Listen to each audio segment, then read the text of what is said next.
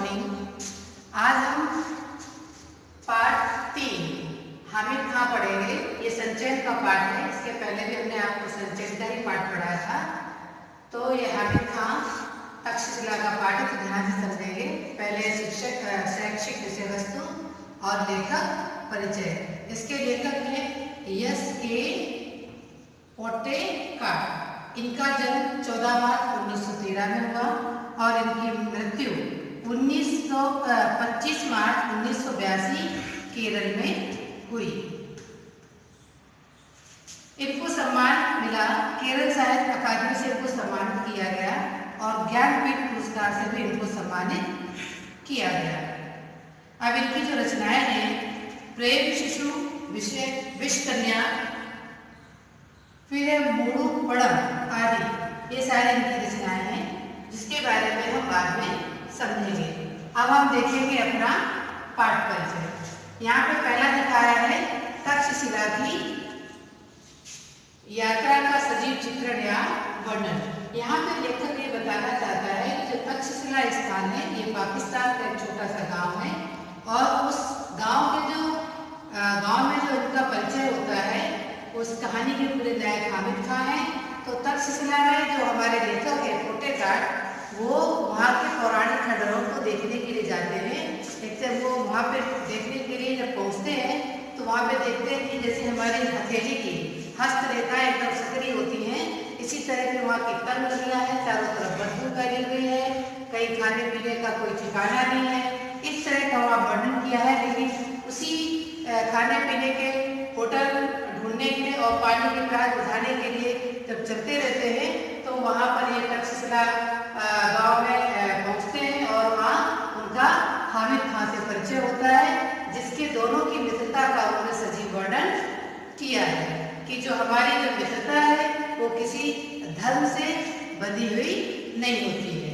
अब देखिए विधर्मी मित्रता। विधर्मी मित्रता यहाँ ये बताने की कोशिश की जा रही है कि हमारे लेखक हिंदुस्तानी थे और हामिद खां पाकिस्तान के थे, जो कि और दोनों की लेखक हिंदू धर्म के हैं और हामिद खां इस्लाम धर्म के हैं। दोनों की जो मित्रता है वो इतनी प्रेमपूर्ण हो जाती है कि जो लेखक है अपने देश के बारे में बताते हैं कि हमारे यहाँ तो मस्जिदें जब बनती हैं तो उनके उद्घाटन में सभी हिंदू जाते हैं, सब मिलजुल करके खाना खाते हैं, और अगर कोई मंदिर बनता है तो उसमें भी सब मुस्लिम भाई हमारे यहाँ मिलजुल कर उसके उद्घाटन में आते हैं। कोई भी व्यक्ति मंदिर में भी जा सकता है, उसके लिए कोई रोक टोक नहीं है, चाहे वो इस्लाम धर्म का हो या हिंदू धर्म का हो।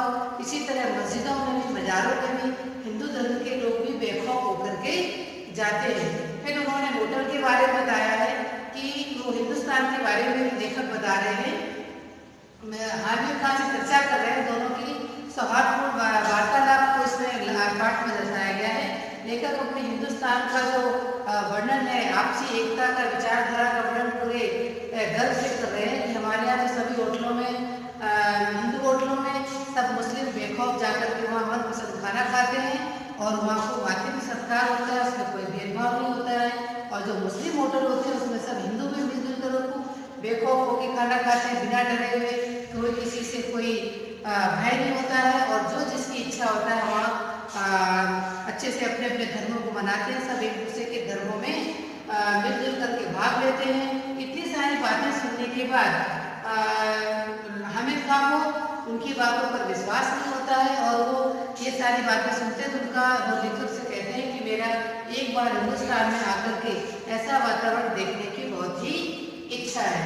इस तरह से दो धर्मों के लोगों में जो मित्रता होती है वो इतनी गहरी होती है कि जो हमारे लेखक अपने हिंदुस्तान आ जाते हैं तब भी वो उनको याद करते हैं और उनको भुला नहीं पाते हैं। अब यहाँ बताया है मानवीय मूल्य से ओतप्रोत। उन दोनों की जो बातचीत है वो मानवीय मूल्य से ओतप्रोत है। मानवीय मूल्य से प्रेम, सद्भावना, भाईचारे की भावना। यहाँ ये बताया गया है कि हमें पूरे विश्व के लोगों को आपस में भाई मानना चाहिए, भाईचारे की भावना रखनी चाहिए। जब लेखक उनके यहाँ खाना खाने के लिए तैयार हो जाते हैं हिंदू होने के बाद भी, तो उन्हें हामिद खां को विश्वास नहीं होता है और वो लेखक को बताते हैं कि हमारे पाकिस्तान में तो कोई भी हिंदू इस्लाम धर्म के होटल में खाना खाने के लिए नहीं आता है। और वो ऐसा कहते हैं यहाँ के हिंदू इस्लाम धर्म के लोगों को आतताइयों की संतान कहते हैं। इसलिए मैं आपसे बार बार पूछना चाहता हूँ कि आप हिंदू होकर भी क्या हमारे यहाँ खाना खाएंगे? जब लेखक के द्वारा सारी बातें स्वीकार कर ली जाती हैं तो वो इतना ओतप्रोत हो जाता है और वो अपने मन से पूरी तरह से उनका अतिथि सत्कार करता है, उन्हें खाना पूरा अच्छे से बना के देता है।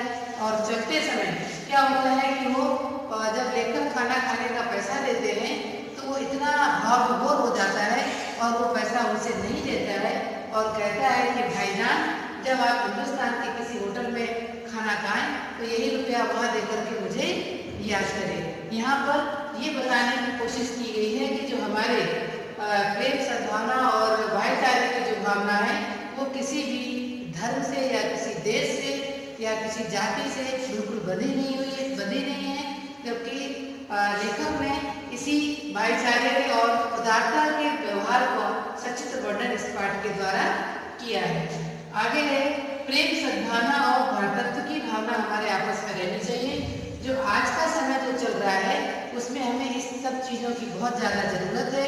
आप देखिए जिस तरह से हवा है, पानी है और सूर्य चंद्रमा का प्रकाश किसी भी धर्म और अगर जाति से या देश से बंधा हुआ नहीं है, उसी तरह जो प्रेम और सद्भाव और भाईचारे की भ्रातृत्व की जो भावना है वो किसी धर्म से औचित्य नहीं रखती है। वो किसी से उनका ऐसा मतलब नहीं रहता है कि हमें इस धर्म से दोस्ती करनी चाहिए या नहीं करनी चाहिए। जहाँ हमारे आपसी विचारधारा मिलती है उस जगह पर हम आपस में बातों के द्वारा जुड़ते चले जाते हैं, एक दूसरे को पसंद करते हैं, एक दूसरे को पास लेना चाहते हैं और हमारे मित्रता का भाव हो जाता है।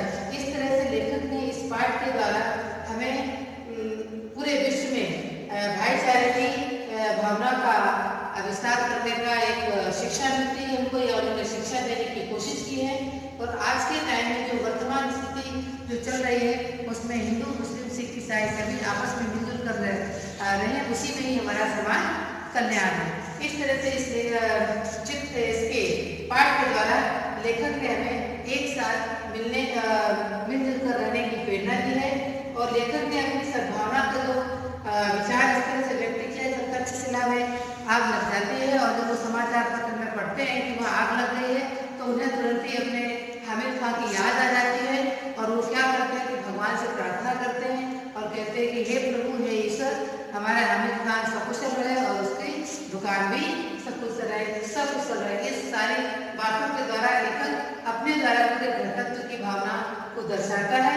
उधर जो हामिद खान है उन्हें हमेशा याद रखता है और उनकी बातचीत से प्रभावित होकर के, हिंदुस्तान के वातावरण से प्रभावित होकर के वो हिंदुस्तान में अपनी आंखों द्वारा हिंदू और मुस्लिम की एकता को देखना चाहता है। आगे हम इस पाठ को विस्तार से समझेंगे। धन्यवाद।